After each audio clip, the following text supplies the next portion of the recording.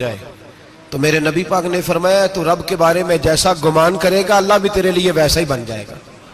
اللہ ویسا بن کے تجھے نوازے گا. اگر تیرا یہ ذہن بن جائے نا کہ جو اللہ مجھے دے گا وہ مجھے ہی دے گا تو اللہ تبارک و تعالیٰ سب سے بڑھ کر تجھے ہی عطا فرمائے گا. لیکن امید رب کری اور امید رحمت کی، اس کے کرم کی، اس کی عطا کی. ہاں ایک پہلو ضرور سوچ کے رکھنا چاہیے اس موضوع پر. ساری دنیا نکما کہہ دے تو بیٹا ماں باپ کے نزدیک نکما نہیں ہوتا. باپ بیچارہ ایک غلطی بچہ کرتا ہے تو وہ جاتا ہے، دوسری کرتا ہے تو جاتا ہے، تیسری جگہ بھی اس کے حصے کی معافی مانگنے جاتا ہے، بڑا کچھ کرتا ہے. پھر ایک وقت آ ہی جاتا ہے کہ جب باپ مجبور ہو کے اخبار پہ اشتہار دیتا ہے کہ میں نے اسے آگ کر دیا ہے، اب میں اس کے سیاہ سفید کا مالک. کیا خیال ہے آپ کا؟ پہلی غلطی پہ ابا جی ایسے کر دیتے ہیں جی، دوسری پہ کرتے ہوں گے. کب کرتے ہیں؟ جب بولے جب حد ہو جاتی ہے. اور ایک دو اشتہار نہیں ہوتے. آپ سویرے اخبار کھولیں، اخبار کے اندر کے صفحات کا مطالعہ کریں تو شاید درجنوں اشتہار ہوتے ہیں آنکھ نامے کے. بھئی کس باپ کا دل کرتا ہے کہ وہ بیٹا جس کے لیے اس کی امید ہے کہ کل میرے بڑھاپے کا سہارا بنے گا وہ لکھ کے دے دے کہ میرا رشتہ ہی کوئی نہیں بیٹے کے ساتھ؟ کس کا دل کرتا ہے؟ اور پھر یہاں تک نہیں ہوتا بلکہ آپ قانون جاننے والے لوگوں سے کبھی پوچھیں، وہ آنکھ نامہ لوگ عدالتوں میں جمع کراتے ہیں. کہتے ہیں جی میں نے تو اخبار میں نکال دیا، میرا اس کے ساتھ کوئی تعلق ہے. اماں کہتی ہے میرا کوئی رشتہ نہیں. کیوں؟ کب ہوتا ہے ایسے؟ جب بچہ حد کر دے. جب بچہ ایک دو تین چار غلطیوں پہ ایسا، اللہ بھی بندے کو سزا دیتا ہے. لیکن کب؟ جب بندہ باز ہی نہ آئے بندہ توبہ کرے ہی نہ، رجوع ہی نہ کرے، سوچے نہ کہ مجھے اللہ کی بارگاہ میں جانا چاہیے. ہم لوگ اپنا ایک ذہن بنا کے زندگی گزارتے ہیں، ایک ذہن بنا کے، بلکہ لوگ گناہوں کے نام بدل کے وقت گزارتے ہیں. ہم اپنے نفس کا بت بنا کے سارا وقت اسی کی پوجا پہ معاذ اللہ لگا دیتے ہیں. بس یہ ٹھیک ہے، یہ ٹھیک ہے اور یہ ٹھیک ہے، چوتھی بات صحیح کوئی نہیں. اسی کے اندر ہم الجھے رہتے ہیں میرے بھائی. رحمت الہی کا غلط تصور اپناتے ہیں. او میرے بھائی، کسی بندے کی مجبوری تو معاف ہوتی ہے، لیکن اگر کوئی جان بوجھ کے زیادتی کرے تو وہ اس کی معافی. جس بچے کو پتا ہو نا استاد کو کہ اس کے واقعی گھر میں فوتگی ہو گئی تھی، استاد اسے سزا نہیں دیتا. جس کا پتا ہو کہ واقعی یہ بیمار تھا تو استاد اسے کلاس میں کھڑا نہیں کرتا. جس کا پتا ہو کہ یہ زیادتی کر رہا ہے، جان بوجھ کے کر رہا ہے، استاد اسے ڈنڈوں سے مارتا ہے اور زیادہ مارتا ہے. کہتا ہے تو نالائق ہے، تو جان بوجھ کے کرتا ہے. میرے بھائی اللہ کی رحمت ہے، ہر ایک پہ برستی ہے. لیکن ایک بندہ کھڑا ہی ہو جائے رب کے مقابلے میں، وہ نہ نماز پڑھے، نہ مسجد آئے، نہ کوئی کام کرے، نہ وہ دین کی طرف توجہ کرے، نہ وہ کبھی اللہ سے استغفار کرے، نہ وہ کبھی جائز کام کی طرف توجہ کرے، ساری زندگی حرام کٹھا کرے، ناجائز کرے، تو اب تو نے حد کر دی. تیرے پاس غضب آیا نہیں بلکہ تو نے غضب کو آواز دی ہے. تو نے اللہ کے غضب کو، بولیے اللہ کے غضب کو، غضب ہونا اور ہوتا ہے اور غضب کو آواز دینا، بولیے غضب کو آواز دینا، ان میں فرق ہے میرے بھائی، یاد رکھیں. ہم آواز دیتے ہیں غضب کو، غضب ہوتا نہیں. دیکھیں نبی کریم صلی اللہ علیہ وسلم، اور یہ حدیث آپ نے یاد رکھنی ہے، یہ یاد رکھنی ہے. نبی پاک صلی اللہ علیہ وسلم نے نا بہت کم لوگوں کو بیوقوف کہا ہے. ہمارے زمانے میں تو عام لفظ ہے نا بیوقوف کہنا. اللہ کے رسول صلی اللہ علیہ وسلم نے بہت کم لوگوں کو بیوقوف کہا. مسند امام احمد بن حنبل کی حدیث ہے، نبی کریم علیہ الصلوۃ والسلام نے فرمایا وہ احمق ہے، وہ بیوقوف ہے. نبی پاک فرما رہے ہیں. اور میں نے کہا کم لوگوں کو حضور بیوقوف کہتے تھے. نبی کریم علیہ الصلوۃ والسلام نے فرمایا وہ بندہ بیوقوف ہے جو سارا دن اللہ کی نافرمانی کرتا ہے اور پھر بھی رب کی رحمت کی امید کرتا ہے، تو بیوقوف ہے.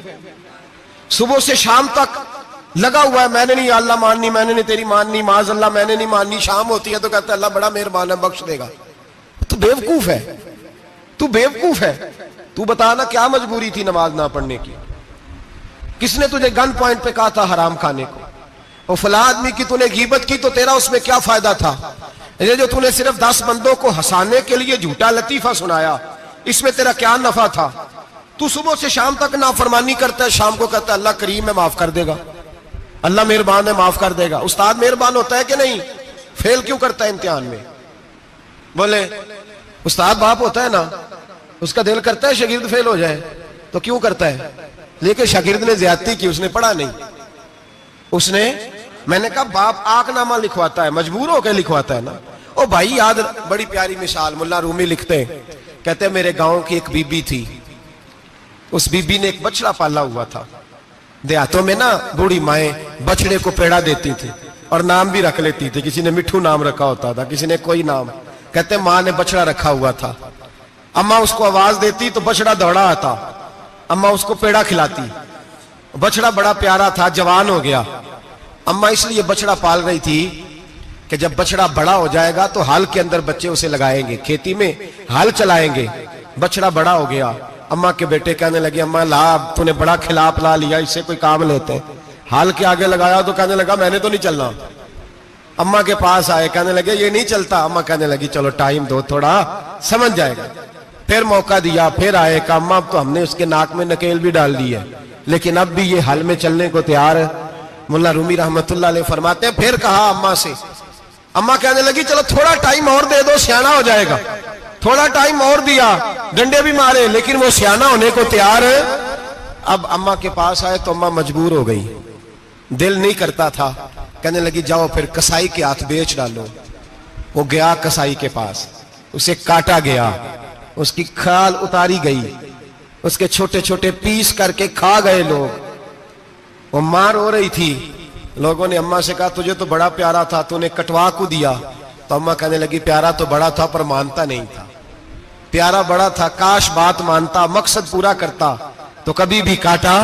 بھائی رب کریم نہیں چاہتا بندہ دوزخ میں جلے، اللہ کی رحمت نہیں چاہتی جہنم میں جلے، پر بندہ مانتا ہی نہیں، یہ تیار ہی نہیں ہوتا۔ یہ سویا ہوا ہے سویرے، یہ وہ گپے لگا رہا ہے عصر کے وقت، چوراہے پہ کھڑا ہے، نماز پڑھنے نہیں آیا۔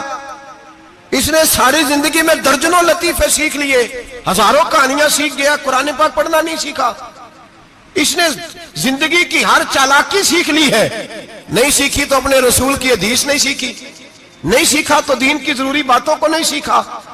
اب رب کی رحمت تو نہیں چاہتی کہ بندہ جہنم میں جائے، وہ تو مہربان ہے، لیکن رب کریم کا قانون کا تقاضا یہ ہے کہ جو احکام پورے نہیں کرے گا اسے پھر دوزخ میں ڈالا جائے گا۔ تو ہمارے بزرگ فرمایا کرتے تھے اصل بات یہ ہے کہ اللہ نہیں مسلمان کو دوزخ میں ڈالنا چاہتا، مسلمان اپنی مرضی سے چھلانگے لگا رہے ہیں، یہ خود چھلانگے لگاتا ہے، یہ باز نہیں آتا۔ آپ یقین کریں بڑی ذمہ داری کے ساتھ، بڑے خلوص کے ساتھ اور بڑی دیانتداری سے تجربے کی بات عرض کرتا ہوں، ہمارے بہت سارے گناہ ایسے ہیں جن گناہوں کا ہماری دنیا داری کو بھی کوئی فائدہ نہیں، کوئی فائدہ نہیں ہماری دنیا کو بھی اس غلطی کا۔ میری باتوں کی سمجھ آ رہی ہے آپ دوست؟ کچھ گناہ ایسے ہیں، ایک تو ہوتا ہے کہ دنیا کا کوئی فائدہ ہو، اس گناہ میں ہماری دنیا کا بھی کوئی فائدہ۔ جو آدمی جھوٹے لطیفے سناتا ہے، جھوٹ بولتا ہے، جھوٹ کوئی فائدہ نہیں اسے، لوگ 10 منٹ ہنستے ہیں اور باہر جا کہتے ہیں یار یہ تو کوئی غیر سنجیدہ آدمی ہے، وہ عقل ہی نہیں۔ کیا فائدہ کمایا اس نے، کیا نفع لیا اس نے؟ جو آدمی بڑھ بڑھ کے باتیں کرتا ہے، 2 4 5 10 آدمیوں کی غیبت کر جاتا ہے، لوگ کہتے ہیں یار بڑا چغل خور ہے، کیا کمایا اس نے زندگی میں؟ کچھ حاصل کر لیا اس نے؟ ہمارے بہت سارے گناہ میرے بھائی وہ ہیں جن کا ہماری دنیا کو بھی کوئی فائدہ نہیں، تو کیوں نہ ہم ان گناہوں کو چھوڑ دیں تاکہ ہمارے دین کو تو فائدہ ہو جائے، دین کو تو فائدہ ہو جائے۔ صرف زبان کے ذائقے ہیں، کچھ دیر کے لیے ہماری طبیعت کے تقاضے ہیں، 10 منٹ کی مسکراہٹ ہے جس کے لیے ہم اللہ تبارک و تعالیٰ کا قانون توڑتے پھر جا رہا ہوں۔ میرے حبیب کریم علیہ السلام نے مسلمان کو کہا ہے کہ تیرا رب تو چاہتا ہے کہ بس تو آ جا، وہ تجھ پہ رحمت نازل کر دے گا۔ آنا تو شرط ہے کہ نہیں؟ آنا تو شرط ہے کہ نہیں؟ اچھا چلیں یہ بتائیں، جو آدمی 1 سے لے کر 31 تاریخ تک ڈیوٹی کرے اس کو تنخواہ لینے جانا پڑتا ہے کہ تنخواہ گھر آ جاتی ہے؟ بول کے بتائیں۔ پھر بھی جانا پڑتا ہے، وہ کہ میں نے ڈیوٹی پوری کی ہے، پھر بھی جانا پڑتا ہے۔ ڈیوٹی پوری کرنے کے باوجود تجھے تنخواہ لینے، اور ہو سکتا ہے کہ یہ بھی کہا جائے ابھی آئی نہیں کل آنا، ہو سکتا ہے یہ بھی کہا جائے پرسوں آنا، یہ بھی ممکن نہیں کہ فوراً او خدا کے بندے تو آتا ہی نہیں خدا کی رحمت لینے، تو اس کے گھر کی طرف رجوع ہی نہیں کرتا، تو توجہ ہی نہیں کرتا، تو کہتا اللہ مہربان ہے۔ بھائی مہربان تو ہے، تو رحمت لینے آیا ہے، تو نے کو بہانہ بنایا اس کی رحمت کا؟ اللہ کی رحمت قیمت نہیں مانگتی، بہانہ مانگتی ہے، پر بتا نا تیرا کو بہانہ ہے کہ نہیں؟ میرے نبی کریم سید عالم صلی اللہ تعالی علیہ وسلم نے فرمایا رب قیمت کا سوال اور نہیں مانگتا، یقین کریں نہیں مانگ، بندے قیمت مانگتے ہیں۔ آپ 100 دفعہ مسکرا کے بات کریں، ایک دفعہ نہ کریں تو کہتے ہیں مولوی صاحب امیر ہو گئے، اب تو صحیح سلام بھی نہیں لیتے۔ ایک دفعہ ہو سکتا ہے بیچارہ پیٹ میں درد ہو رہی ہو سکتا ہے گھر کی کوئی بہت بڑی ٹینشن ہو سکتا ہے کوئی مجبوری ہو، بندے ہمہ وقت قیمت مانگتے ہیں، ہمہ وقت آپ تندرست ہیں، ہر وقت آپ قیمت ادا کرتے ہیں تو لوگ راضی ہیں۔ لیکن رب کہتا تو کوئی قیمت نہ دے، کوئی بہانہ ہی بنا لے، تیرا رب تجھ سے راضی ہو جائے گا۔ سنیں، بڑی پیاری حدیث، بڑی خوبصورت حدیث، کنز المال میں دیگر کتب احادیث میں ہے۔ حضرت ابو ہریرہ رضی اللہ تعالیٰ عنہ فرماتے ایک بابا جی نبی پاک کی بارگاہ میں آئے، اور جب وہ واپس جانے لگے تو میں نے عمر پوچھی تو عمر تھی 96 سال۔ کہتے ہیں بزرگ جب آئے نا تو یہ بھویں جو ہے نا ان کی سفید ہو کے تو یوں آنکھوں پہ آ گئی، بڑی چھڑی بابا جی نے پکڑی ہوئی اور دونوں ہاتھ پکڑ کے نا چھڑی کے اوپر جھکے ہوئے ہیں ایک جانب، قربان جاؤں۔ کہتے ہیں جب وہ بزرگ مسجد میں داخل ہوئے تو میرے رسول نے کھڑے ہو کے استقبال فرمایا، کھڑے ہو، اور نبی کریم صلی اللہ علیہ وسلم نے آگے بڑھ کے بابا جی کو بازو سے پکڑا اور بٹھایا۔ حضور بیٹھ گئے، کہا بزرگوں کیسے آئے ہو؟ تو کہتے ہیں وہ بابا جی بات کرتے تو آنکھ کھول کے پہلے حضور کا چہرہ دیکھتے، پھر وہ بات کرتے تو ان کے لب و لہجے کے اندر بڑی پریشانی، بڑی تکلیف، بڑی مایوسی۔ عرض کرنے لگے یا رسول اللہ، حضور زندگی ساری گناہوں میں بیت گئی ہے، حضور غلطیاں ہی غلطیاں، یاد ماضی عذاب ہے، یا رب چھین لے مجھ سے حافظہ میرا۔ اے اللہ کے رسول بڑی لمبی فہرست ہے، پاپ ہی پاپ ہے، کالے سیاہ دفتر ہے۔ یا رسول اللہ صلی اللہ علیہ وسلم جب پلٹ کے دیکھتا ہوں حضور مجھے نیکی دکھائی نہیں دیتی۔ حضور اس عمر میں آپ کا ایک صحابی ملا ہے، اس نے بات سمجھائی ہے تو تھوڑا خیال آیا ہے، لیکن یا رسول اللہ صلی اللہ علیہ وسلم اب میرا وجود بیکار ہو گیا ہے، حضور بوڑھا ہو گیا ہوں۔ 3 باتیں کہیں بزرگوں نے اور نرالی کہیں، کہنے لگے یا رسول اللہ صلی اللہ علیہ وسلم، حضور اب تو میری کمر بھی سیدھی نہیں ہوتی کہ میں نماز ہی صحیح ادا کر سکوں، بوڑھا ہو گیا ہوں۔ یا رسول اللہ صلی اللہ علیہ وسلم اب میرے اندر طاقت نہیں کہ میں محنت مزدوری کر کے صدقے اور خیرات دے سکوں۔ یا رسول اللہ صلی اللہ علیہ وسلم اب میں تلوار لے کے جہاد بھی نہیں کر سکتا، حضور نہ میں لمبی نمازیں پڑھ سکتا ہوں، آقا نہ میں صدقات و خیرات دے سکتا ہوں، محبوبہ نہ میں دین کے لیے کوئی جہاد کر سکتا ہوں، بیکار وجود ہے، بیکار وجود کو تو گھر والے برداشت نہیں کرتے، بچے دعا کرتے ہیں یا اللہ ابا جی کو پردہ دے دے، اماں کو پردہ دے دے، بیکار ہو گیا ہوں، اور آج آیا ہوں تو مجھ بیکار کو میرا رب قبول کر لے گا؟ آج کلمہ پڑھوں تو بیکار ہوں، کسی کام کا نہیں، نہ نماز نہ صدقات نہ جہاد، قبول کر لے گا؟ حضرت ابو ہریرہ فرماتے ہیں جیسے برسات میں بارش کی جھڑی لگتی ہے، یوں مصطفیٰ کی آنکھوں سے جھڑی لگ گئی، حضور کھل کے روئے، کھل کے۔ اور میرے حبیب پاک نے فرمایا بزرگوں بڑے مجاہد ہیں، دین کے لیے جہاد کرنے والے بڑے ہیں، رب کریم کو آپ کی تلوار کی اتنی حاجت نہیں، اور فرمایا اس کے خزانے کوئی خالی تو نہیں کہ آپ ہی گویا صدقہ دیں گے تو بھرے جائیں گے، اور فرمایا پھر رب کریم کی شان میں اضافہ نہیں کرتی عبادتیں، وہ تو بندے کو نفع دیتی ہیں۔ میں بزرگوں نہ آپ جہاد کریں نہ آپ صدقات دیں، لا لمبی نمازیں پڑھیں، آپ صدق دل سے آ جائیں، اللہ کے رسول کا وعدہ ہے رب آپ کو بغیر حساب کتاب جنت عطا فرما دے گا۔ آنا تو شرط ہے کہ نہیں؟ آئیں تو صحیح، نہ پہنچے تو صحیح، آ جائیں، اس کو نہیں عادت صدقات و خیرات کی، جہاد کی، تبلیغ، آئے تو صحیح نا۔ ان العبد اذا اعترف ثم تاب تاب اللہ علیہ، میرے حبیب نے فرمایا بندہ جب رو کے کہتا ہے نا یا اللہ غلطی ہو گئی معاف کر دے، فرمایا میرا مالک اسے فوراً ہی معاف فرما دیتا ہے۔ تو آ تو صحیح، تو آتا ہی نہیں، تو آ ہی نہیں رہا، تو گھر میں بیٹھا ہوا ہے، تو سویا ہوا ہے، تو دکانداری کر رہا ہے، تو پیسے گن رہا ہے، تو آیا ہی نہیں، آ تو صحیح۔ بلکہ میرے نبی پاک فرماتے ہیں جب اللہ پاک کا بھاگا ہوا غلام آتا ہے پھر تو اللہ زیادہ راضی ہوتا ہے، پھر تو اللہ زیادہ راضی ہوتا ہے، زیادہ راضی ہوتا ہے، تو آ تو صحیح، پہنچ تو صحیح۔ بلکہ صوفیات اور بات کرتے ہیں، وہ کہتے ہیں تو کبھی بھول کے بھی رب رب کرے تو اللہ تو اسے بھی قبول کر لیتا ہے، بھول کے۔ ملا رومی کہتے ہیں بنی اسرائیل کا بندہ ہے، صنم پتھر کو کہتے ہیں، بت کو کہتے ہیں، بت کے سامنے کھڑا ہے اور ساری رات کہتا ہے یا صنم یا صنم یا صنم، اے پتھر اے بت، ساری رات پکارتا رہا۔ رات گہری ہو گئی، نیند کا غلبہ، تھک گیا، سونے کے قریب آیا تو غلطی سے منہ سے نکل گیا یا صمد، یا صنم کی جگہ نکل گیا۔ رب کریم نے فرمایا جبریل دوڑ کے جا، جو مانگتا ہے اسے دے دے۔ حضرت جبریل عرض کرتے ہیں مولا بھول کے تیرا نام لے رہا ہے، بھول کے لے رہا ہے تو رب کریم نے فرمایا چل نام تو میرا ہی لے رہا ہے نا، میرا لے رہا ہے نا یا اللہ. وہ اللہ کریم نے فرمایا جھوٹے کے سامنے ساری رات کا کھڑا ہے، ساری رات کا پکار رہا ہے، اسے کچھ نہیں ملا تو سچے کا نام لیا ہے. اگر میں بھی کچھ نہ دوں اور بت میں اور مجھ میں فرق کیا رہ جائے گا؟ جا جو مانگتا ہے جھولی بھر کے دے، نام تو لیا ہے نا. او بھائی تو بہانا تو بنانا، آ تو صحیح نا، تو یہاں آ جا، پہنچ جا، آ جا، بس بیٹھ جا، اس کی بارگاہ ناز میں حاضر تو ہو نا. تجھے فرصت ہی نہیں. تو یاروں کے لیے ٹائم نکالتا ہے، بازاروں کے لیے ٹائم نکالتا ہے، گلیوں کے لیے ٹائم نکالتا ہے، چوکوں چوراہوں کے لیے ٹائم نکالتا ہے، ہفتے میں ایک دن ہوٹلنگ کے لیے بھی جاتا ہے، لیکن کبھی چھپ کے 2 نفلوں کی تجھے توفیق نہیں ہوتی. اور میں کئی دفعہ کہہ چکا ہوں جس بندے کو بغیر عبادت کے رزق زیادہ ملنے لگ جائے اس پر آزمائش ہوتی ہے رب کریم کی. اللہ فرماتا ہے اس کو پیسے دو، اسے آنے نہ دینا، اس کو چل پیسے دوڑ جا. لوگ سمجھتے ہیں میں بڑا ذہین ہوں، عقل مند ہوں، دیکھو میں اپنی ہوشیاری سے چلاکی سے آگے نکل گیا. تو آزمائش ہے، یہ تو آزمائش ہے رب کریم کی طرف سے، یہ تو اس کی خفیہ تدبیر ہے. میرے بھائی اس کی بارگاہ ناز تک جو آ گیا، آنا تو ہماری ذمہ داری ہے کہ نہیں؟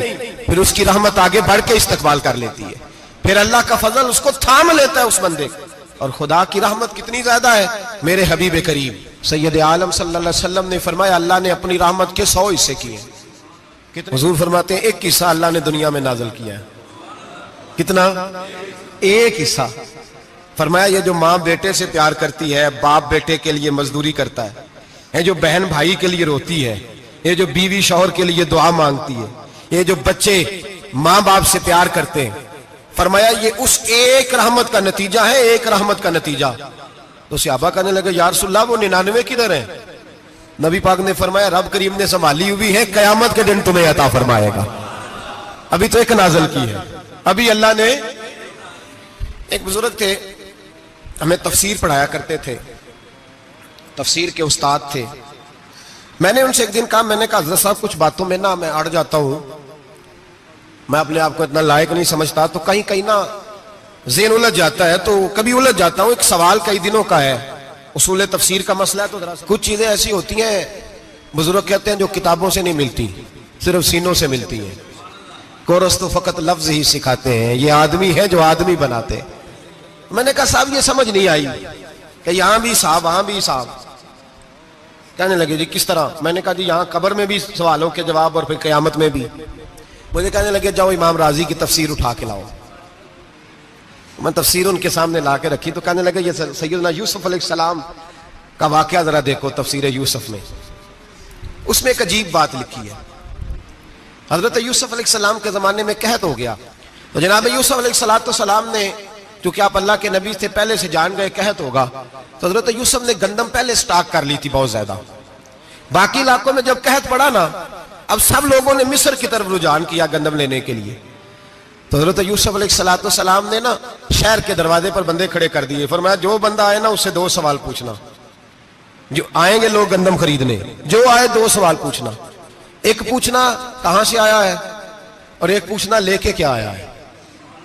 ایک پوچھنا، سمجھ آ رہی ہے بات، اور دوسرا پوچھنا کہ لے کے سونا لے کے آیا ہے، چاندی گندم خریدنی ہے تو کیا چیز لے کے آیا ہے، کہ نقد پیسے لایا ہے، یہ پوچھ لینا. جو آئے 2 باتیں پوچھنا. ایک پوچھنا کہاں سے آیا ہے اور دوسرا پوچھنا کیا. ایک روایت میں 3 سوال بھی ہیں، لیکن فرمایا پوچھنا 2 سوال ضرور. انتظار تھا نا بھائیوں کا کنان سے آنے والوں کا. فرمانے لگے سب سے 2 سوال پوچھنا. جب کنان والے آئے نا ان سے صرف اتنا پوچھ لینا کہ وہ کہاں سے آئے ہیں. اگر پوچھے نا کنان سے آئے ہیں تو پھر یہ نہ پوچھنا کیا لے کے آئے ہیں، پھر میں جیب میں خود ٹٹول لوں گا وہ کیا لے کے آئے. باقیوں سے 2 سوال. جب میرے بھائی آئے نا، بھائی بھائیاں دے ویری ہوندے تے بھائی بھائیاں دیاں باواں. جب میرے بھائی آئے تو ان سے یہ نہیں پوچھنا کہ وہ کیا، بس یہ پوچھنا کہ کہاں سے. اتنی بات پوچھنا، باقی میں پوچھ لوں گا. آپ فرمانے لگے رب بھی فرشتوں سے کہتا ہے تم قبر میں نا میرے بندوں سے زیادہ سوال نہ کرنا، بس یہ پوچھ لینا مجھے مانتے ہیں، میرے نبی کو مانتے ہیں. قبر میں تم اتنے سوال پوچھ لینا، باقی لے کے کیا ہے وہ میں خود ہی پوچھ لوں گا. فرشتوں کے سامنے رب کریم اپنے بندے کو بے آبرو کرنا. بس تو یہ بتا دے اللہ رسول کو مانتا ہے کہ نہیں. باقی جو تیرا حساب کتاب ہے نا، اللہ فرماتے ہیں میں قیامت میں کر لوں گا، میں پوچھ لوں گا اس کا کیا علاج کرنا ہے. بس تم اتنا بتا دو مجھے مانتے ہو، میرے رسول کو، میرے بھائی، میرے نبی کریم. علیہ السلام فرماتے ہیں جو بندہ توبہ کرنے والا تھا، اللہ کی بارگاہ میں آنے والا تھا، بار بار توبہ کرتا تھا، احساس رہتا تھا، اسے احساس تھا، آیا کرتا تھا، پھر بھی غلطیاں ہو گئی، قیامت کے دن رب کریم اپنے فضل کی چادر اس پہ ڈالے گا، فضل کی چادر ڈالے گا، اور رب کریم اس سے پوچھے گا یہ گناہ کیا تھا؟ اور نبی پاک فرماتے ہیں اس نے بڑے بھی گناہ کیے، اللہ چھوٹے چھوٹے گناہوں کے بارے میں پوچھے گا، یہ غلطی کی تھی، یہ گناہ، بندہ ڈر رہا ہے، وہ کہہ رہا ہے پتہ نہیں سزا کیا ملے گی، چونکہ دنیا میں بھی ڈرتا رہا، یہاں بھی ڈر رہا ہے، شرط یہ ہے کہ احساس والا ہو، آتا رہو، پھر بھی غلطیاں ہو گئی، خیال کرتا تھا، محنت کرتا تھا، نیک ہونے کی جدوجہد کرتا تھا، کوتاہیاں رہ گئی، یہ گناہ کیا تھا یا اللہ بھول گیا تھا، یہ گناہ کیا اللہ مجھ سے غلطی ہو گئی، یہاں بھی کیا تھا یا اللہ غلطی ہو گئی، نبی پاک صلی اللہ علیہ وسلم فرماتے ہیں چھوٹے چھوٹے گناہ اللہ دکھا رہا ہے اور اس سے کہہ رہا ہے یہ کیا تھا مانتا جا رہا ہے، رب کریم فرماتا ہے پتہ ہے میں تیرے ساتھ کیا کرنے والا ہوں، ٹانگیں کانپ گئی، یا اللہ پتہ نہیں، فرمایا میں تجھے ان گناہوں کے بدلے نیکیاں دینے لگا ہوں، ان گناہوں کے بدلے نیکیاں، نبی پاک فرماتا ہے فٹافٹ ہی بول پڑا، کہنے لگا یا اللہ میں نے تو بڑے بڑے گناہ بھی کیے، اگر تو نے گناہوں کے بدلے نیکیاں دینی ہیں تو میرے تو بڑے بڑے پاپ بھی ہیں، وہ دوسرے کدھر ہیں؟ تو میرے حبیب کریم علیہ السلام فرماتے ہیں رب مسکرائے گا جو رب کی شان کے لائق ہے، اللہ فرمائے گا تیرے دل میں احساس تھا، تو آیا کرتا تھا، تو توبہ کرتا تھا، تو میری بارگاہ ناز میں آتا تھا، پتہ تیرے اوپر چادر کیوں ڈالی ہے؟ یا اللہ نہیں، فرمایا میں تجھے اپنی رحمت کی چادر میں چھپا کے جنت میں داخل کرنا چاہتا ہوں، میرے بھائی تو آ تو صحیح، تو پہنچ تو صحیح، خدا را یہ جو جتنی دنیا داری ہے نا، یہ تو آپ ہر وقت کریں گے تو راضی ہوں گے لوگ، ہر وقت، اور یہ جو ہم نے پلاننگ کی ہوئی ہے نا کہ میں فلانا کام کر کے سیانا ہو جاؤں گا، تو اتنی مہلت نہیں دی اللہ پاک نے، وہ کہتا فوراً آ، اپنی منصوبہ بندی بدلیں، رحمت الہی کی جانب توجہ کریں، اپنا ذہن رب کریم کے بارے میں کرم والا بنائیں، اور یہ ارادہ کریں کہ میں اس کی بارگاہ میں آؤں گا تو وہ مجھے عطا کرے گا، اپنے بازو پہ بھروسہ نہ کرے، اپنی عقل پہ بھروسہ نہ کرے، بھروسہ جب بھی کرے خدا کی رحمت پہ کرے، اس کے فضل پہ کرے، اس کے کرم پہ کرے، اور ذہن بنائیں کہ اللہ معاف کرنے والا ہے۔ ہمارے ذمہ یہ ہے کہ ہم اپنے گناہوں کا احساس پیدا کریں، ہماری ذمہ داری یہ ہے کہ ہم توبہ سچی اور کھری کریں، ہماری ڈیوٹی یہ ہے کہ ہم اللہ کی بارگاہ میں صحیح معنوں میں حاضری دیں۔ ہم توبہ بھی جھوٹی کرتے ہیں، بلکہ اگر میں کہوں کہ مذاق کرتے ہیں۔ شب برات آنے والی ہے نا، کس دن ہے؟ جمعرات کو شب برات آئے گی۔ کچھ لوگ تو خیر ویسے ڈٹ جاتے ہیں، کہتے ہیں ہم نہیں مانتے، وہ پکے لگے ہوئے ہیں، وہ کہتے ہیں نہیں عبادت نہیں کرنی چاہیے۔ میں نے کہا یار بس کرو، چھوڑ دو، اب اللہ کی عبادت کرنے کے لیے بھی تم سے سند لینی پڑے گی کہ مولوی صاحب اجازت دے، نفل پڑھ لیں، اجازت لینی پڑے گی۔ اور بندے بڑے سمجھدار ہیں، وہ کوئی سیاسی بندہ دوسری پارٹی کا آ جائے تو اسے مطمئن کر لیتے ہیں، کچھ بسرا دوسری جماعت کا مسئلہ پوچھ لے، کہتے ہیں مولوی صاحب پوچھ کے دساں گا۔ یہ موٹی سی بات ہے، شب رات کو کیا ہوتا ہے؟ عبادت۔ کیا ہوتا ہے؟ بول کے بتائے، یہی ہوتا ہے نا، تو اس کے لیے سرٹیفکیٹ کی ضرورت ہے جی۔ والذین یبیتون لربہم سجدا وقیاما، اللہ فرماتے ہیں میرے بندے ساری رات گزار دیتے ہیں یا قیام کرتے ہوئے یا سجدہ کرتے ہوئے، اس کے لیے سرٹیفکیٹ کی ضرورت ہے۔ بڑی جلدی مسئلہ پوچھنے آ جاتے ہیں لوگ۔ ہاں، ایک وہ ہے جو مانتے ہی نہیں سرے سے، ایک وہ ہے جو بڑا عجیب مانتے ہیں، وہ کہتے ہیں شب رات ہے، چھوٹا گوشت ہی نہیں مل رہا دکان سے۔ بھئی شب رات گوشت کھانے کا دن ہے، حلوہ کھانے کا دن ہے شب برات، موج کرنے کا دہاڑا آ گیا شب برات۔ شب رات آئی ہے، پہلے کلو گوشت آتا تھا، اب 2 کلو لے لو۔ یہ کون سا طریقہ ہے شب برات منانے کا؟ اور پھر شب برات منائی جائے گی، معراج شریف سے پٹاخے چل رہے ہیں روز شام کو، چلتے ہیں نا؟ نہیں، میں کہ مینوں غلطی لگ دی، تسی بولے نہیں نا، چلتے ہیں پٹاخے؟ کون بیچتا ہے پٹاخے؟ ہندو، سکھ، یہودی؟ چلاتا کون ہے؟ کس نے کہا چلانے کو؟ اس میں کوئی کسی فرقے کا بھی اختلاف نہیں ہوتا۔ ڈرنا چاہیے اللہ پاک سے۔ اللہ جہنم کی آگ ٹھنڈی کرتا ہے، ہم جلاتے ہیں شب رات کو، رب فرماتے ہیں ٹھنڈی ہوگی، ہم جلا رہے ہیں۔ بچے پٹاخوں کے پیسے پڑوسی سے لے کے آتے ہیں کہ ہم سے لیتے ہیں؟ ہم منع کیوں نہیں کرتے؟ جوتے نہ پالش کرنے پہ تو تھپڑ لگتے ہیں، تو پٹاخے والے بچے کو نہیں پوچھا جا سکتا؟ باپ کی ذمہ داری ہے، اور محدثین نے مسئلہ لکھا ہے اگر بچہ نابالغ کوئی غلطی کرتا ہے تو اس کا باپ ذمہ دار ہے، جواب دے اس کی جگہ پہ۔ ان کو سمجھائیں، شب برات آئے گی، پھر توبہ ہوگی، ہر مسجد سے رونے کی آواز آئے گی، زور زور سے لوگ روئیں گے، تڑپیں گے، اجتماعات ہوں گے، بڑے بڑے اجتماعات ہوں گے، توبہ کریں گے لوگ، کریں گے نا انشاءاللہ تعالیٰ، آئیں گے نا لوگ مسجدوں میں، پھر سویرے جھوٹ بند ہو جائے گا نا، اگلی صبح ملاوٹ ختم، کم تولنا ختم. یہ کیسی توبہ ہے؟ وہ دکاندار جو شبرات والے دن غلط سوجی فروخت کر رہا ہے, ملاوٹ والی چینی بیچ رہا ہے, تاکہ دوائیوں میں دھوکہ دیتے ہیں لوگ, دوائیوں میں دھوکہ دیتے ہیں. ایک ڈاکٹر خود مجھے کہنے لگے, وہ میرے دوست ہیں, ہلکا پھلکا کورس کیا ہوا ہے, کہتے میرے دوست ہیں کئی سارے لوگ, تو ایک ایسا ہی ہمارے شعبے کا آدمی تھا, تو اپنے ابا جی کو وہ ڈرپ لگانے لگا, تو ابا جی کہنے لگے پتر منو اصلی لا دے تیری مہربانی, منو اصلی لا دے تیری مہربانی, لوکھا علی نہ لا دے. یہ حال ہو گیا ہے. دوا, مجھے بتائیں وہ قوم اخلاقی طور پہ کتنی گر چکی ہے جو دوائیوں میں زہر بیچتی ہے, دوائیوں میں. اور میں انشاءاللہ کسی موقع پر تفصیل سے اس پر گفتگو کروں گا, بڑی تفصیل سے. میں نے بہت سی معلومات اکٹھی کی ہیں کہ کتنا ظلم کرتے ہیں یہ لوگ, لکھنے والے بھی, لانے والے بھی, بیچنے والے بھی, کتنے بڑے مجرم ہیں. صحت کے ساتھ کھیلتے ہیں, صحت 12 لام دام برسرے. مطلب جس آدمی نے دھوکے کا مال لا کے رکھا ہے شبرات والے دن کے رات توبہ بھی کرنی ہے اور سویرے یہ بیچنا بھی ہے, وہ توبہ کرنے آیا ہے. جس نے دھوکے کا مال لا کے رکھا ہے کہ سویرے بیچنا ہے اور رات توبہ بھی کرنی ہے, وہ توبہ کر رہا ہے کہ مذاق کر رہا ہے؟ توبہ میری توبہ, استغفر اللہ, یا اللہ معاف کر دے, اونچی اونچی آواز میں رو رہا ہے, اور سویرے سارے چکر وہی ہیں. یہ کیسی توبہ ہے؟ توبہ کیا ہے؟ میرے نبی پاک علیہ السلام کے غلاموں نے توبہ کی تقسیم کی. حضرت حسن بصری سے کسی نے پوچھی توبہ کیا ہے, تو آپ نے فرمایا توبہ یہ ہے کہ جب تو توبہ کر لے تو پھر اس جگہ نظر نہ آنا جہاں کھڑے ہونے سے رب رسول ناراض ہوتے, اور فرمایا توبہ یہ ہے کہ جب تو نے توبہ کر لی پھر وہاں سے غیر حاضر نہ ہونا جہاں حاضری کا تجھے اللہ رسول حکم دیتے ہیں. یہ تیری توبہ ہے. اور اگر تو ایسا نہیں کرتا پھر تو نے توبہ نہیں کی, پھر تو نے مذاق کیا. میرے بھائی, رحمت الہی آواز دیتی ہے کی طرف رجوع کریں, دوڑے اور رحمت کی امید رکھ کے آئیں. یہ سمجھ لیں کہ اللہ پاک, میں ایک بات اکثر کرتا ہوں, نبوت کا دروازہ بند ہوا ہے. داتا گنج بخش علی اجویری نے کہیں نہیں لکھا تھا کہ میرے بعد علی بن عثمان اجویری دوسرا نہیں آ سکتا.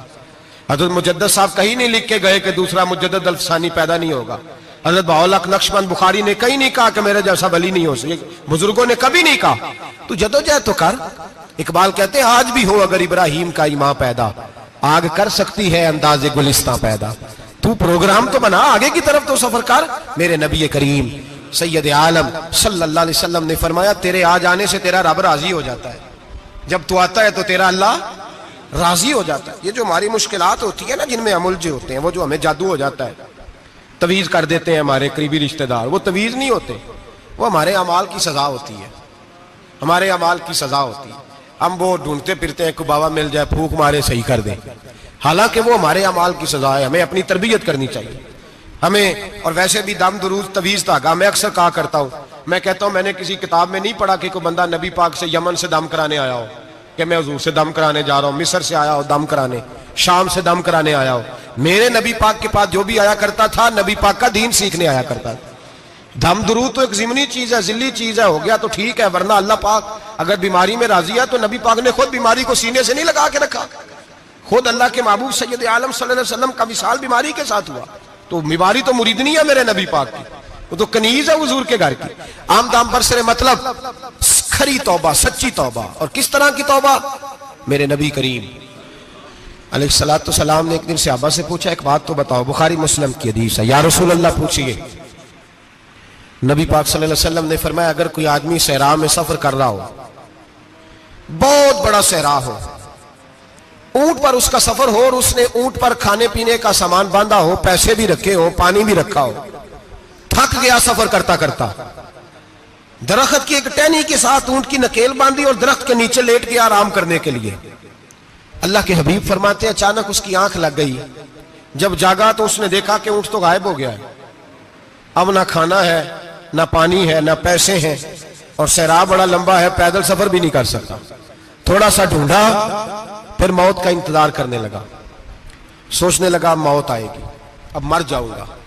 اللہ کے محبوب فرماتے ہیں تھوڑی دیر گزری, جب بالکل مایوس ہو گیا تھا تو اچانک نظر پڑی تو اونٹ اس کا سامنے کھڑا تھا. نبی پاک سے صحابہ سے پوچھتے ہیں بتاؤ, اس کی کل کائنات اجڑ گئی تھی, رات ضائع ہو گئی تھی, ہر شے لٹ گئی تھی, دوبارہ اسے مل گئی ہے, بتاؤ اسے کتنی خوشی ہوگی.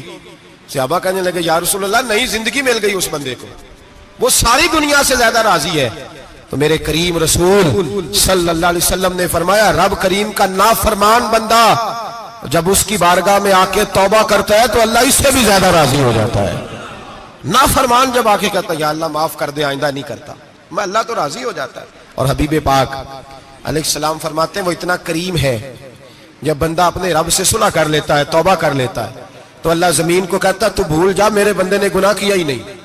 آسمان سے کہتا ہے تو بھول جا میرے بندے نے گناہ کیا ہی نہیں. پھر رب کریم فرشتوں سے فرماتا ہے کہ مٹا دو جو تم نے لکھا تھا, میں نے اپنے بندے کے ساتھ صلح کر لیا. شب برات کو آئیں گے مسجد میں انشاءاللہ. کتنے بجے؟ نہیں جو سوچیا ہی نہیں ہے اس پاسے تھے. عصر کے وقت مسجد آئیں شب رات. کتنے بجے جی؟ عصر کے وقت آئیں, غسل کریں, مسجد آئیں, عصر کے بعد درود شریف پڑھیں اور مغرب سے لے کر فجر تک عبادت کریں. مغرب میں شام شروع ہو جاتی ہے. ایک رات جاگ کے دیکھیں, جاگنا پڑتا ہے. مریض ہو جائے تب بھی جاگنا پڑتا ہے, دکھ لگ جائے تب بھی وہ جگا لیتا ہے. بڑے بڑے جاگتے ہیں, بڑے بڑے جاگ لیتے ہیں, وہ جگا لیتا ہے. تندرستی بھی, صحت بھی, دولت بھی, اے سی بھی, پلنگ بھی بڑا اچھا, لیکن اگر وہ نیند نہ دینا چاہے تو بندہ ساری رات ہی تڑپ کے جاگتا ہے, تڑپ کے. اور بھوکا اتنا, روٹی کا بھوکا اتنا پریشان نہیں ہوتا جتنا نیند کا بھوکا پریشان ہوتا ہے. الجھ جاتا ہے انسان, وہ جگا لیتا ہے قبل اس کے کہ وہ خود جگائے, خود بخود جاگ جائے. مغرب سے لے کر فجر تک نماز پڑھیں, ذکر کریں, درود پاک پڑھیں, محفل میں شرکت کریں. میرے رسول کریم علیہ الصلوۃ والسلام کی پیاری زوجہ ام المومنین سیدنا عائشہ صدیقہ رضی اللہ تعالیٰ عنہ کہتی ہیں حضور رمضان کے علاوہ سب سے زیادہ روزے شعبان میں رکھتے تھے, گویا پریکٹس ہوتی تھی رمضان کی. میں نے عرض کیا یا رسول اللہ صلی اللہ علیہ وسلم اتنے روزے کیوں رکھتے ہیں, ابھی رمضان تو آگے ہے. تو نبی پاک نے فرمایا عائشہ اس مہینے میں بندے کا عمل اللہ کی بارگاہ میں جاتا ہے, میں چاہتا ہوں جب میرا عمل جائے تو میں نے روزہ رکھا ہوا ہو. کثرت سے روزہ رکھیں اور میرے بھائی بدل جائے. میرے نبی پاک نے فرمایا غنیمت جان اگر صحت ہے تو بیماری آنے سے پہلے غنیمت جان جا, یہ چلی جائے گی. بیمار آدمی سے کچھ بھی نہیں ہوتا, غنیمت جان لے, لمحوں کو کچھ کر لے. اور اگر تیرے پاس فرصت ہے تو غنیمت جان لے مصروف ہونے سے پہلے پہلے.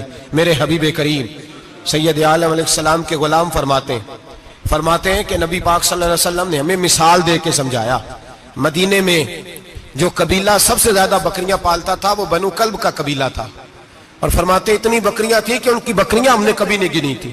نبی پاک علیہ السلام نے فرمایا جب شعبان کی 15ویں رات آتی ہے, یہ ترمذی کا لفظ ہے, فرمایا جب شعبان کی 15ویں رات آتی ہے تو بنو کلب کے قبیلے کی بکریوں کے بالوں کی تعداد کے مطابق اللہ میری امت کے افراد کی بخشش فرما دیتا ہے. اور صحابہ کہتے ہیں ہمیں لگتا یوں ہے کہ چونکہ ہم نے جو چیز سب سے زیادہ دیکھی تھی وہ بنو کلب کی بکریاں تھیں, اس لیے نبی پاک نے ہمیں سمجھانے کے لیے ان کی بات کی, ورنہ اگر ہم نے اس سے زیادہ کچھ شے دیکھی ہوتی تو نبی پاک اس کا نام بیان فرماتے. ہمیں سمجھانے کے لیے فرمایا بنو کلب کے قبیلے کی بکریوں کے بالوں کی کسی ایک بکری کے بال بھی بندہ گن سکتا, اور حضور نے فرمایا جو سب سے زیادہ بکریاں پالتے ان کی تعداد کے مطابق. حضرت عائشہ صدیقہ رضی اللہ تعالیٰ عنہ فرماتی ہیں جنت البقیع میں حضور جایا کرتے, قبرستان میں, قبرستان کے کونے میں. اللہ کے رسول کو میں نے نماز پڑھتے بھی دیکھا 15ویں رات کو, اور فرماتی ہیں حضور بقیع والوں کے لیے بخشش کی دعا بھی کرتے. قبرستان بھی جائیں شب برات کو, ان کے لیے دعا بھی کریں. اور پھر میرے بھائی شب برات کو للہیت کے ساتھ آئیں, لوٹنے کا پروگرام بنائیں, اس سے قبل کے رب کریم خود جکڑ کے لے آئے, خود بخود آئیں, اس کے کرم کی طرف توجہ کریں, اس کی رحمت کی طرف توجہ کریں. میرے رسول کریم صلی اللہ علیہ وسلم کے پاس ایک دیہاتی آئے, مولا علی شیر خدا فرماتے ہیں میں بھی حاضر تھا. کہتے ہیں کبھی کبھی سادے بندے آتے تھے پر بڑی عجیب ہی بات کر جاتے تھے. کہتے ہیں ایک دیہاتی آئے, تامت باندھی ہوئی اور سادہ رومال کندھے پہ رکھا ہوا ہے. نبی پاک کے پاس آئے اور حضور سے دل لگی کرنے لگے, حضور سے دل لگی کرنے لگے, میٹھی باتیں کہنے لگے یا رسول اللہ ایک مسئلہ پوچھنے آیا ہوں. فرمایا پوچھو. عرض کرتے ہیں حضور قیامت میں حساب کون لے گا؟ قیامت میں اب کس کو نہیں پتا کون حساب لے گا, دل لگی کی بات ہے نا, کون لے گا؟ نبی پاک نے فرمایا اللہ حساب لے گا. تو کہتے ہیں اس نے نا اور جملہ کہا تو ہم اس کی بات پہ حیران ہو گئے, کہنے لگے یا رسول اللہ واقعی اللہ حساب لے گا؟ تو کہتے ہیں نبی پاک مسکرائے, فرمانے لگے تجھے تیری مار ہوئے, میں سچی تو کہہ رہا ہوں, تو کس طرح کی بات کر رہا ہے, اللہ حساب لے گا. حضرت علی فرماتے ہیں اس نے رومال اٹھایا کندھے پہ رکھا, کہنے لگے یا رسول اللہ اگر رب حساب لے گا تو پھر اس نے معاف ہی کر دینا ہے. یہ کہہ کے وہ چلا گیا، یہ لفظ کہہ کے وہ چلا گیا. تو حضرت مولا علی کہتے ہیں میں نے حضور کا چہرہ دیکھا تو گلاب سے بھی زیادہ کھلا ہوا تھا. میں نے نبی پاک کا چہرہ دیکھا تو چاند سے بھی زیادہ روشن تھا. میں نے کہا حضور یہ کیا کہہ گیا ہے؟ نبی پاک نے فرمایا بندہ بڑا سادہ تھا، بات بڑی پیاری کر گیا ہے، بڑی پیاری کر گیا ہے. حضور نے فرمایا علی رب کریم ہے، اور کریم جب غالب ہوتا ہے تو کرم ہی فرمایا کرتا ہے. وہ کرم ہی کرتا ہے، وہ معاف ہی کرتا ہے، وہ معاف ہی کرتا ہے. اللہ معاف کرتا ہے. پر میں نے کہا کوئی معافی لینے آئے ہی نہ تو کوئی معافی لینے. ایک اور بات بھی آخر میں سمجھانی ہے آپ کو، وہ بھی سمجھ لیں. ہم جب کسی رشتہ دار کو راضی کرنے جاتے ہیں نا، ناراض ہو تو ہمیں پتہ چل جاتا ہے کہ یہ وقت ٹپانے آیا یا راضی ہو گیا. دو قسم کے لوگ ہوتے ہیں. کہتے ہیں چلو برادری آ گئی میں چلتا ہوں، پر کس طرح؟ ٹائم پہ ٹائم آؤں گا، 200 دے کے گھر آ جاؤں گا. اور جو راضی ہو جاتے ہیں نا وہ 2 دن پہلے آتے ہیں، دیگوں کا بھی خیال کرتے ہیں، ملاقات کرتے ہیں، وہ کپڑے بھی نہیں بدلتے. فرق ہوتا ہے راضی ہونے میں. بات کی سمجھ آ رہی ہے آپ؟ ہم توبہ کرنے آتے ہیں اللہ کی بارگاہ میں، کیا ہمیں پتہ نہیں چلتا کہ ہم نے توبہ کیا رب راضی ہوا ہے کہ نہیں ہوا؟ ہمارا ایمانی رشتہ تو ہے نا اپنے رب سے، روح کا تعلق تو ہے نا، تو ہمیں اندازہ ہوتا ہے کہ اللہ راضی ہو گیا کہ نہیں. اندازہ تو ہونا چاہیے نا ہمیں. یہ بات کہنے کی نہیں، یہ بات محسوس کرنے کی ہے. اس کو محسوس کریں. ہم جب اللہ کی بارگاہ میں آئے تو پھر ہمیں اندازہ ہونا چاہیے کہ میں نے منا لیا ہے کہ نہیں منا سکا. میں اس کو راضی کر کے اٹھ رہا ہوں کہ نہیں اٹھ رہا. اگر بغیر راضی کیے اٹھے ہو تو پھر فارمیلٹی کرنے آئے تھے، پھر راضی کرنے نہیں آئے تھے. حضرت فضیل ابن عیاض رحمت اللہ تعالی علیہ فرماتے ہیں کہ دن میں نے سر سجدے میں رکھا اور میں نے کہا خدا بندہ آج مجھے پتا چلے گا کہ تم مجھ سے راضی ہے کہ ناراض ہے، تو پھر ہی میں اٹھوں گا. آپ فرماتے ہیں مجھے چاروں کونوں سے آواز آنے لگی کہ تیرا رب راضی ہو گیا. اور فرماتے ہیں جس جگہ میں سجدہ کر رہا تھا وہ زمین بھی بولنے لگی کہ بس کر دے، عرش کا مالک تجھ سے راضی ہو گیا ہے. لیکن شرط یہ ہے، حضرت حبیب اجمی رحمت اللہ علیہ فرماتے ہیں میں سود کا کاروبار کرتا تھا توبہ کرنے سے پہلے. کئی دفعہ میں نے توبہ کی تھی، لیکن میری اس توبہ کے اندر صداقت نہیں ہوتی تھی. میرا دل بھی گواہی دیتا تھا کہ یہ نا بہت سارے بندے کہتے ہیں آئندہ نہیں کرتا، وقت ٹپاتے ہیں. جس طرح بندوں کو دھوکہ دیتے ہیں اس طرح معاذ اللہ توبہ بھی اسی طرح کی کرتے ہیں. لیکن بعد میں دوبارہ اسی ڈگر پہ چل نکلتے ہیں جس پہ پہلے ہوتے ہیں. آپ فرماتے ہیں میں کئی دفعہ توبہ کرتا تھا تو توڑ دیتا تھا. آج میں نے توبہ کی. کس طرح کی؟ سود کا میں دھندا کرتا تھا تو میں سود کے پیسے لایا، گوشت پکنے کو دیا بیوی کو سود کے پیسوں کا. میری بیوی نے ہنڈیا چڑھائی، تھوڑی دیر گزری تو وہ سارا گوشت خون بن گیا. میری بیوی اٹھا کے لائی، کہنے لگی لے جائیے جو تو غریبوں کا خون نچوڑ کے لایا تھا نا، یہ خون بن گیا، خود بھی پی اور اولاد کو بھی پلاؤ. کہتے ہیں میں نے سچی توبہ کا فیصلہ کیا. آج پہلے میں سچی توبہ کا ارادہ نہیں کرتا، آج سچی توبہ کا فیصلہ کیا اور میں نکلا. حضرت حسن بصری کے پاس گیا، ان کی بیعت ہوا، توبہ کی. انہوں نے مجھے اعمال بتائے، کھری توبہ کی. کہتے ہیں جب توبہ کے لیے گھر سے نکلا تو چھوٹے چھوٹے بچے کھیل رہے تھے. ایک بچہ کہنے لگا پیچھے ہٹ جاؤ، بہت بڑا سودیا ہے، اس کا سایہ بھی پڑ گیا تو ہمارے اندر نحوست آ جائے گی، پیچھے ہٹ جاؤ، سود کا دھندا کرتا ہے. کہتے ہیں مجھے اور چوٹ لگی کہ یا اللہ تیری چھوٹی چھوٹی مخلوق بھی یہ سمجھتی ہے. کہتے ہیں میں توبہ کرنے گیا تو کھری توبہ کر کے آیا. حضرت حسن بصری کے پاس رو کے توبہ کی. میں وہاں سے واپس آیا تو بچے ابھی کھیل رہے تھے. کہتے ہیں وہ بچہ جو پہلے بولا تھا کہ پیچھے ہٹ جاؤ بڑا سود والا ہے، نحوست پڑ جائے گی، وہ بچہ پھر آواز دے کے کہنے لگا دوستو پیچھے ہٹ جاؤ، رب کریم کا ولی آ رہا ہے، اللہ کا بندہ آ رہا ہے. کہیں ایسا نہ ہو ہمارے پیروں سے گرد اڑے اور اس ولی کے اوپر پڑے اور اس کی توہین ہو جائے، اللہ ہم سے ناراض نہ ہو جائے ولی کی توہین کر کے. پیچھے ہٹ جاؤ. آپ فرماتے ہیں میں نے تڑپ کے آسمان کی طرف دیکھا اور میں نے کہا یا اللہ مجھے سمجھ آ گئی ہے کہ کھری توبہ کیا ہوتی ہے، سچی توبہ، اصل توبہ کیا ہوتی ہے. جھوٹ موٹ کی توبہ نہ کریں. شب برات کو آئیں اور بڑا دیانتداری کا مشورہ دیتا ہوں، دل کو سنبھال کے آئیں. اگر جھوٹ نہیں چھوڑنا، فریب نہیں چھوڑنا، ہم نے مسجد کی حاضری کی پابندی نہیں کرنی تو پھر توبہ کے لفظ پکارنا دھوکہ ہے، پھر یہ دھوکہ ہے، پھر یہ مذاق ہے. پھر مذاق نہ کریں. آنا ہے تو کھری توبہ کے ارادے سے آئیں، کھل کے آئیں. انشاءاللہ ہر سال ہم بھی ساری رات یہاں بیٹھتے ہیں. آپ سے بھی گزارش کریں گے کہ چھٹی نہ کریں، وقت پہ آئیں، مغرب میں آئیں، نوافل ادا کریں، عشاء کے بعد نوافل پڑھیں. محفل کرنے کا مقصد یہ ہوتا ہے کہ تلاوت سے دل نرم ہوتا ہے، نعت سے دل نرم ہوتا ہے، تقریر سے انسان کی سوچ بدلتی ہے، توبہ کی طرف جاتی ہے۔ یہ سارے کام کر کے جب بندہ استغفار کرتا ہے، توبہ کرتا ہے، تو اس کے لیے آسان ہو جاتا ہے، ذہن بن جاتا ہے۔ اس لیے واعظ بھی ہوگا، ذکر بھی ہوگا، دعا بھی ہوگی۔ وقت کو ضائع نہ کریں، رمضان قریب آنے والا ہے۔ بزرگ کہتے ہیں اگر شب برات پہ سچی توبہ کر لو گے تو پھر رمضان میں جو نیکیاں کرو گے وہ تمہارے پاس سٹاک بن جائے گا، وہ تمہارے پاس خزانہ اکٹھا ہو جائے گا۔ توبہ ابھی سے کر لو، معاملات ابھی سے سمیٹ لو، تاکہ جب رمضان آئے تو پھر نیکیاں خزانہ بن کے جمع ہو۔ ہمیشہ مدحت خیر الانام میں گزرے، دعا ہے یہ عمر درود و سلام میں گزرے۔ آخر دعوانا